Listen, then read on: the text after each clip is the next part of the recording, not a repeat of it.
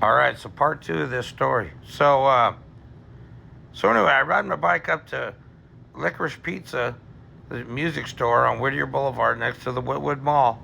I drive up there, or ride my bike up there, and I'm looking around, because things were different back then. Like back then, you could go into a place like the Warehouse or Tower Records or Music Plus or Licorice Pizza. You could buy a Sex Pistols record.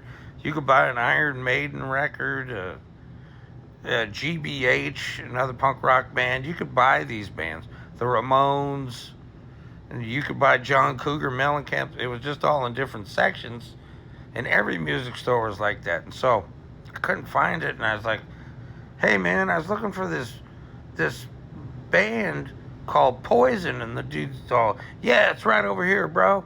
And he goes over there, and it was in a section that I didn't go look at because I wasn't into that type of music.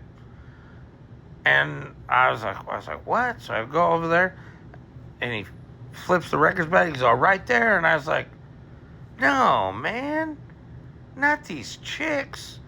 And he's like, "Dude, that's them." I was like, "Okay." So I'm looking at it.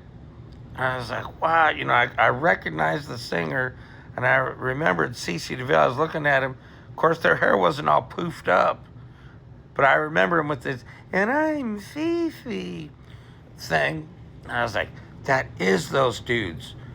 Now, these guys might not want to admit it or whatever. It might affect their glam metal scene or whatever.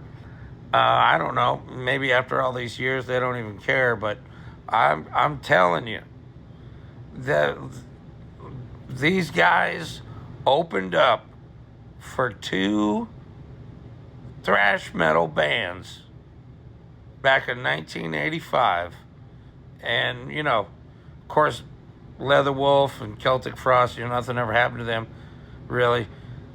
And these guys went on to superstardom, looking the way they did and playing the glam rock metal. Hey, if that's your thing, that's cool. Not trying to bag on anybody. But the true story about these guys. Now, I don't know if you could ever find some of the guys in Leatherwolf, they'd probably say, "Yeah, those guys opened up for us." That would be funny. That'd be funny if somebody could do that, because Leatherwolf, they were an awesome band. Anyway, just another one of these weird stories for my friends at work. Y'all take it easy. Later.